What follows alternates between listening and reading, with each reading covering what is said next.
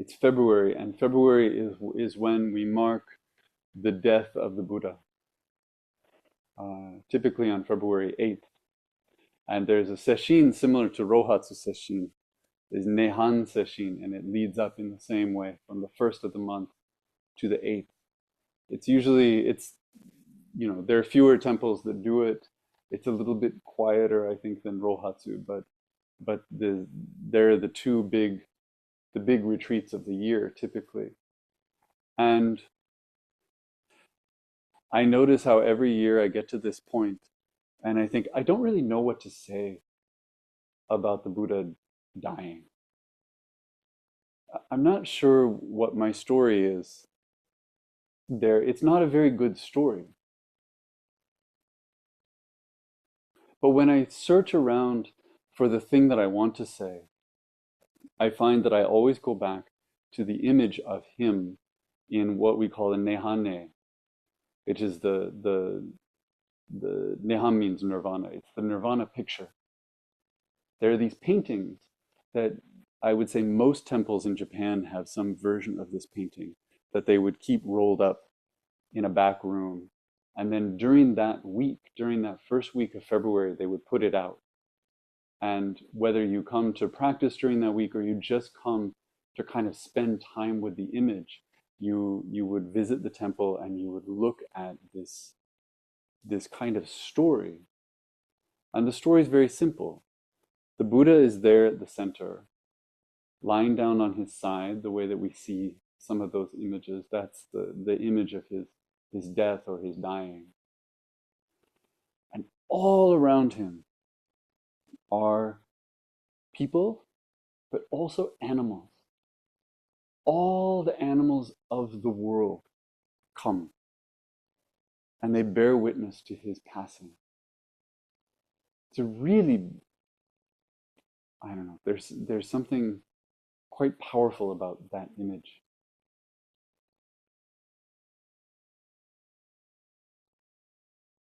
And in the way that we understand this story, it isn't that everyone came because they wanted something from him. It isn't that people came because they didn't know what to do. They came because they did know what to do. Because the Buddha was dying. Their teacher was dying. And they came and they were just there.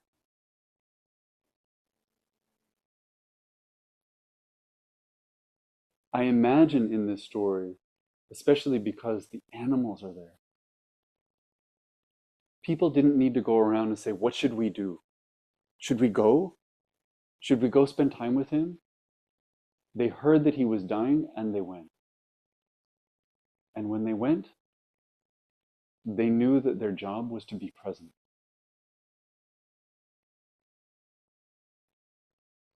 Thinking about that clarity and that kind of instant community brings me to a phrase that I've never talked about here, but that had some weight when I was in the monastery. So I thought I would share it today. And it's one of these things that it takes my mind in 100 different directions.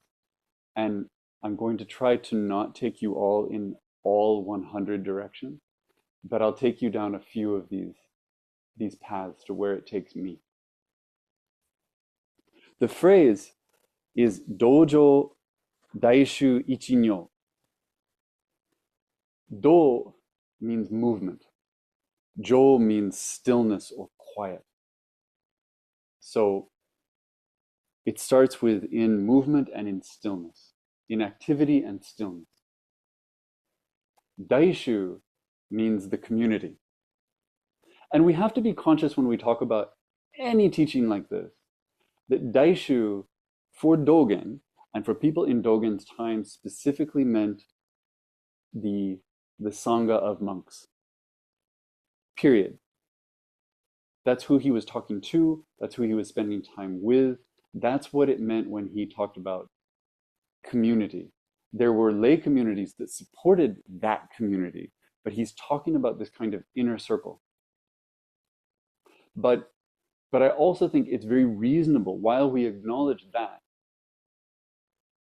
to keep in mind that when the Buddha talked about the assembly, not the Sangha, which is typically, it used to just mean the monastic Sangha, but the fourfold assembly of monks, nuns, laymen, and laywomen. The Buddha was clear that all four must be present for the assembly to be complete. Not only that they must be present, but that all four must have people within them who can truly transmit the Dharma. So each part, each quadrant is essential. And I say all that to say, when we hear a phrase like, when we hear something like assembly, however Dogen meant it, I think we are best served by understanding it in this broader way of this larger assembly. That's the assembly we're part of. That's what we get to work with. So in activity and stillness, the assembly, and then the last part is Ichinyo. Ichi means one. Nyo means that something is the same as something else. So, for example, we have another phrase, Zenkai Ichinyo, which means that Zazen and the precepts are Ichinyo. Not even that they're two sides of one coin, but that they are the same coin. They're one thing. So in activity and stillness, the community as one. This showed up a lot in the monastery because it would be brought up in the context of an image of a flock of birds. That we as monks were expected to move like a flock of birds. Not just to stay together, but to have that intuitive sense that when one person moves, everyone seems to move at exactly the same time. To have your senses so heightened to the people around you, to what is happening around you all the time, that there's no distinguishing between you and them. That was the image. But there's more to this. So the phrase, as I understand it, first appears in a text Dogen wrote called Bendoho, which is part of his, what we call the pure standards for the Zen community, his shingi. These are his rules for how to live in monastic life. And I'll just read this one little part where the phrase appears. All Buddhas and all ancestors are within the way and engage it. Without the way, they would not engage it. It's kind of a truism, but he's talking about the singularity of Buddha and Dharma. There's no Buddha without Dharma. If there's no Dharma there, there's no way for a Buddha to be a Buddha. And vice versa. The Dharma exists and they appear. Sorry, I don't have my glasses. The Dharma exists and they appear. Without the Dharma, they do not appear. Therefore, when the assembly is sitting, sit together with them. As the assembly lies down, lie down also. So we go from Buddha to Dharma to Sangha. We're talking about all three things at the same time, right? There is no Sangha without Buddha and Dharma. There is no Buddha without Dharma and Sangha, and so on. There's one thing. And he says, in activity and stillness, at one with the community. This is the Dojo Daishu Ichinyo. Throughout deaths and rebirths, do not separate from the monastery.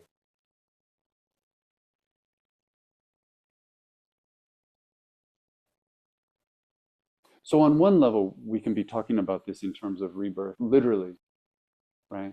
If you're a monk today, you should be a monk in your next life. and then in your next life, and your next life, and you never quit. But it's paired with this more practical image of when the assembly is sitting, you sit. When the assembly lies down, you lie down. He says standing out has no benefit. Being different from others is not our conduct.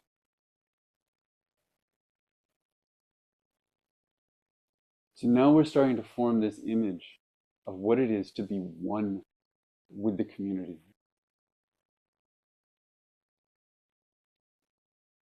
There's this alertness, but there's also an acceptance. This is what we do. When the schedule says sit, we sit. Even if I have another thing I should be doing or could be doing, something that's important, what's more important is that I'm following this schedule, and I'm following this schedule with these people.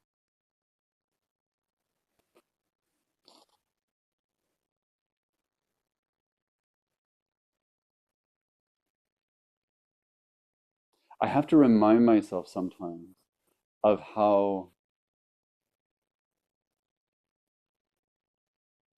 I didn't really enter this in the way that some people might enter it. I was part of a small group in my hometown, and we sat together. It was very casual. We moved from place to place, and we sat in Zazen. And sometimes, if there was time, we would sit and chat a little bit afterwards. But basically, we came in, someone rang a bell, and then after they rang a bell again, we all got up and we left. There was no board. There was no budget. There was nothing that we were building. There were no aspirations. We never said, next year maybe we'll be bigger. We never said, let's try and do this other thing. We just met on Sundays and we sat. So I went from that to Japan, and I ordained, and then I went to a monastery, which, like all monasteries, didn't really care if I was there or not. You stand outside in the cold and you wait and you wait and you wait, and then they let you in and they say, you can be here, but we're going to put you in a guest room. We're not going to ask you your name for a week because we don't really expect you to stay. You're carrying a box on your chest with your possessions, and one of the things that you carry is an envelope with money in it for your funeral. To make yourself less of a burden if you die while you're there. And then after that week goes by, they open the door and they say, you can come into the rest of the place. But you're not a guest. You're staff. Those are the only roles you have. You have 1 week where you're trying to figure out if you want to be there or not. And after that, you work there. And what you skip is the part where you're kind of a customer. You skip the part where you're coming and you're trying to figure out, do I like this? Or the part where you're saying, what if we did this? Hey guys, I have an idea. Nobody ever asked my idea. In all the time I lived in monasteries, no one asked my opinion about anything once.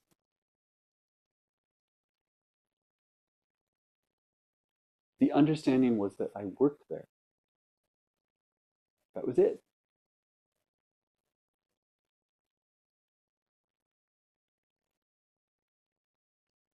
But of course, that's not how we experience Sangha here. We have a kind of discernment period. And it doesn't necessarily come with that resolve of, I'm going to sit here for a week until they let me in. That's a different kind of thing. It's more like we test it, we test the waters, We ask around, we see what's going on. What is this?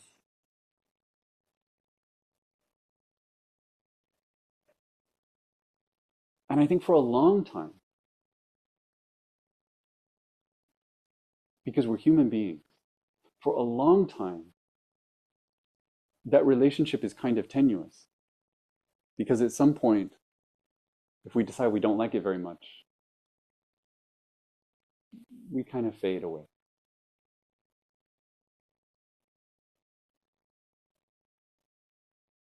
When I hear Dojo Daishu Ichinyo,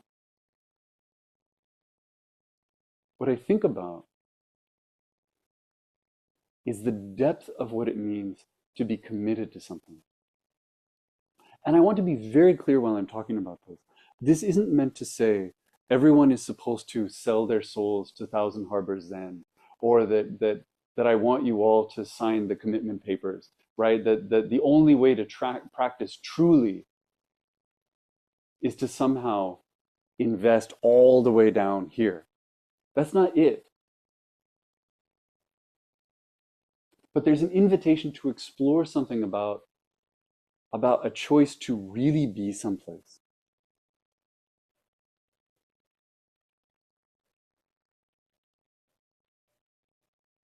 I think about what it means to be at the beginning of a relationship with someone where around every corner there's a potential deal breaker, right? There are questions we're even maybe afraid to ask because it's going really well. And what if I ask them the wrong question about politics and then they say the wrong thing and then I know, oh, it's not really going to work out. There's something fragile about it. And with that fragility, there's a kind of withholding. We might be excited about it, but we're not necessarily all in. And I compare that to a relationship where you've decided that you're going to work through things that are hard.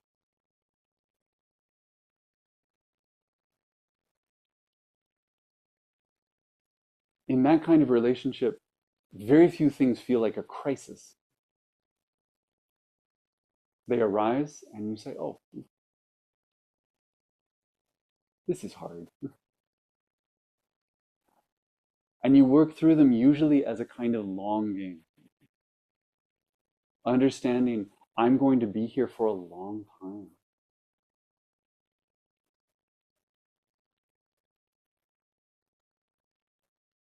I have a privilege in this community, and what I want is to find ways to kind of share it. And my privilege is the understanding that I can't leave.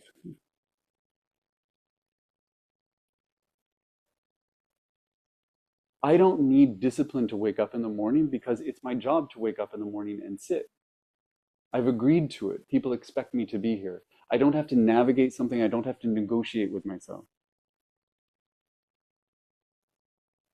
I understand that everyone here tonight and so many other people who are part of our community on any given morning wake up and they look at the clock and they have to ask themselves, am I going to sit today? Or maybe I'm tired. Maybe my body should rest. There's this email I really should be writing. Maybe I should get that out of the way for my mental health. All these things that are completely valid questions, that are completely valid choices.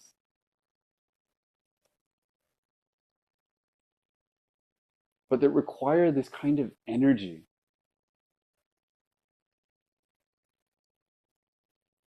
Feeling pulled by one thing, but also being pulled by another thing.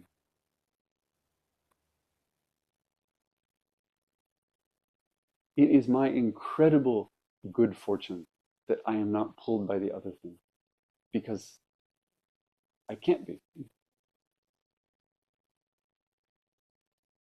And with that, then, I get to see this community through the lens not of how it is today, and not just of what we're doing this year.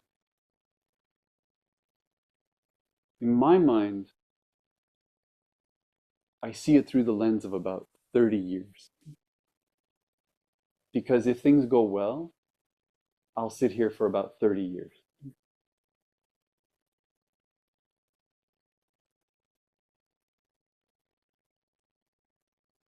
And so there are things that I might do today. I might experiment. I might say, let's try chanting this. And if you just arrived last week and now suddenly everything is changing, it'll feel so weird. Why is he messing with this? But I know that 30 years from now, I won't remember that I did that. I just get to be here. When we do retreats, and I've said this before, I know the secret of retreats. They're exhausting and your back hurts and your knees hurt. And you think, why did I come? Unless you think of yourself as staff. And as soon as you imagine that you are staff for the retreat, your knees don't hurt nearly as much. Your back doesn't hurt as much.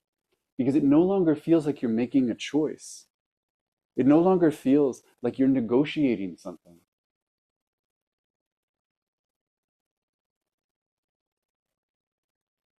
You are the retreat. You are the community. You are the temple. You're not a guest, you're not a visitor, you're not a customer. You're not someone trying it out.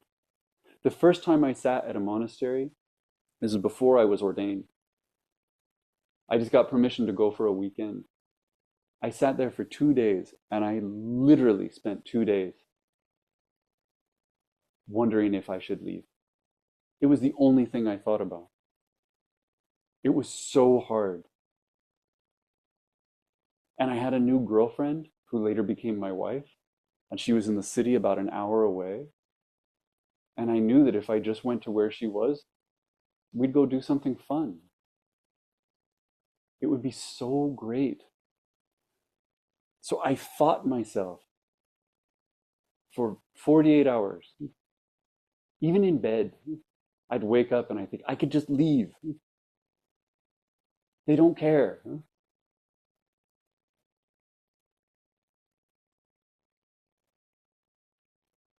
And then, through a series of choices that may or may not make sense to everyone, I found myself at that same monastery a few years later, not feeling that same way, even though I could still leave. I could still have left any time. But I no longer saw myself as someone who could leave. I understood myself to be that temple. No different from a beam or a pillar.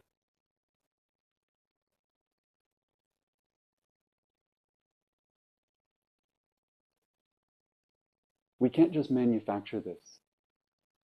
We can't just choose it. Not quite.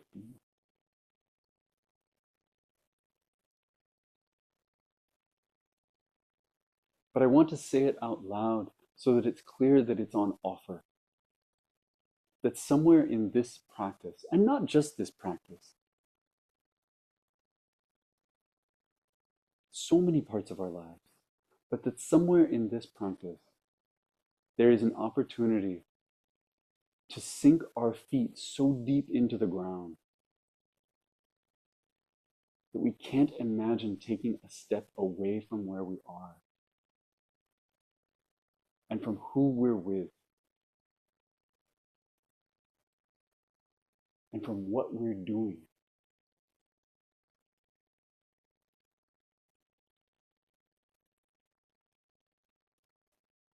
When enough of us do that,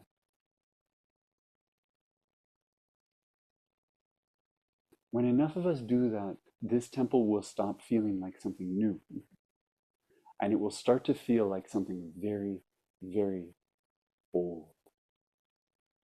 In the way that when you go to Europe and you step into an ancient cathedral, you understand this belongs here.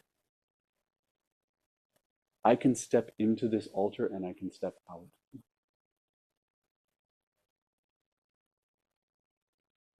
It's solid because it holds in time. This is why right now I'm trying to talk about the tradition more. This temple is just a few years old, but it sits on a foundation that is centuries old.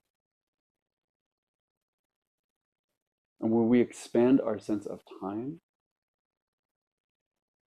we will get to rest in that. And it will feel as if we have always been here. And it will feel as if there's no place else to go.